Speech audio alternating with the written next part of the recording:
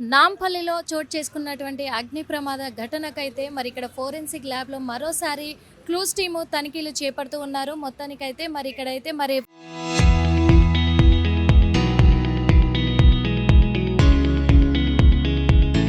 Forensic ల్యాబ్ని అయితే seize చేసినట్టుగా కూడా తెలుస్తూ ఉంది. చూస్తున్నాం కదా. ఎందుకు అని అంటే కూడా ఇందులో నిన్న జరిగిన అగ్ని ప్రమాద ఘటనను దృష్టిలో పెట్టుకొని కూడా మరి ఫస్ట్ ఫ్లోర్లో కూడా మొదటి అంతస్తులో కూడా ఈ ప్రమాదం చోటు చేసుకోవడం కూడా జరిగింది. కాబట్టి అందులో ఎలాంటి ముఖ్యమైన కీలక పత్రాలు ఉన్నాయి, ముఖ్యమైన ఫోన్లు ఉన్నాయి, ఎన్ని మరి అగ్నికి ఆహుతి అయిపోయినాయి, ఇవన్నీ కూడా డీటెయిల్స్ సేకరించడానికి మరికొద్ది కాసేపట్లో కూడా ఈ ఘటనా స్థలానికి ఎఫ్ఎస్ఎల్ డైరెక్టర్ శిఖా గోయల్ కూడా చేరుకోబోతున్నారు. మరి 12 గంటల ప్రాంతంలో కూడా ప్రెస్ మీట్ పెట్టే అవకాశం కూడా ఉంది. దాదాపు 40 కంప్యూటర్లు, హార్డ్ డిస్కులు, ల్యాప్టాప్లు, అలాగే పెన్ డ్రైవ్లు దగ్ధమైనట్టుగా కూడా తెలుస్తూ ఉంది. ఇంకొకటి కీలకమైన కేసులకు సంబంధించి కూడా ఇటు ఓటుకు నోటుకు కేసు కావచ్చు, ఇటు ఫోన్ ట్యాపింగ్ కేసు కావచ్చు, చాలా రకాల కేసులు, కీలకమైన కేసులు సంబంధించి కూడా ఇక్కడ పత్రాలు కానీ ఫోన్లు కానీ భద్రపరిచినట్టుగా కూడా తెలుస్తూ ఉంది. ఆ ఫోన్లు కూడా పూర్తిగా దగ్ధమైనట్టు తెలుస్తూ ఉంది. కానీ ఎంతవరకు భారీ నష్టం కలిగింది అనే విషయాల పట్ల కూడా ఏవే పత్రాలు కూడా ఇక్కడ దగ్ధమయ్యాయి, ఎంతవరకు సేఫ్గా ఉన్నాయి అని కూడా మరికొద్ది కాసేపట్లో కూడా శిఖా గోయల్ అయితే వెల్లడించనున్నారు. ఈ అగ్ని ప్రమాద సమయంలో ఎవరెవరు ఉన్నారనే దానిపైన కూడా ఎస్బీఐ అయితే ఆరా తీస్తుంది. కార్యాలయంలోని సీసీ కెమెరా ఫుటేజ్లను కూడా పరిశీలిస్తున్నట్టుగా కూడా తెలుస్తూ ఉంది. మరి ఈ ఘటన పైన కూడా నిన్న జరిగినటువంటి ప్రమాదం దృష్టిలో పెట్టుకుంటే కూడా ఈ కార్యాలయంలో అగ్ని ప్రమాదంపై ఏదైనా కుట్ర జరిగిందా అనే కోణంలో కూడా ఇక్కడైతే విచారణ అయితే దర్యాప్తు కొనసాగిస్తూ ఉన్నారు. ఎందుకంటే ఇక్కడ స్థానిక పోలీస్ స్టేషన్, నాంపల్లి పోలీస్ స్టేషన్లోనే నిన్న కేసు నమోదు చేయడం కూడా జరిగింది. ఆ కేసును నమోదు చేసుకొని ఇప్పుడైతే దర్యాప్తు కొనసాగిస్తూ ఉన్నారు.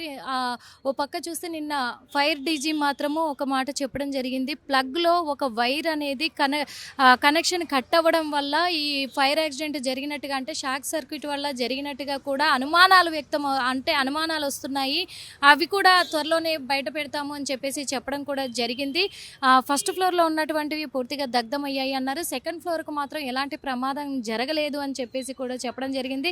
సెకండ్ ఫ్లోర్లో మొత్తము ఫోరెన్సిక్ టెస్ట్లకి, అంటే ఇప్పుడు డిఎన్ఏ కావచ్చు, ఇటు ఫింగర్ ప్రింట్స్ కావచ్చు, అటు హెయిర్ కానీ బ్లడ్ టెస్టులు కానీ ప్రతి ఒక్కటి కూడా ఇందులోనే చేస్తూ ఉంటారు. కాబట్టి వీటికి సంబంధించినటువంటి రసాయనాలు ఏవైతే ఉన్నాయో ఆ రసాయనాలన్నీ కూడా సెకండ్ ఫ్లోర్లో భద్రపరుస్తూ ఉంటాము. కాబట్టి దానికి అక్కడ మాత్రం ఎలాంటి ప్రమాదం జరగలేదు అని అంటే, నిన్న స్టార్టింగే ప్రమాదం జరిగిందని మొదట్లోనే కూడా రసాయనాలు ఉంటాయి కదా, వీటిలలో ఏమన్నా ఫెయిల్యూర్ జరిగి అగ్ని ప్రమాదం సంభవించిందా అనే కోణంలో కూడా అనుమానాలు వ్యక్తమైనప్పటికీ తేటతెల్లం చేశారు నిన్న సాయంత్రం కల్లా పోలీసులు అని చెప్పుకోవచ్చు. ఎందుకంటే వీటికి ఎలాంటి ప్రమాదం జరగలేదు, సెకండ్ ఫ్లోర్ దాకా మంటలు వెళ్ళలేదు కాబట్టి అవి భద్రంగానే ఉన్నాయి అని చెప్పుకొచ్చారు.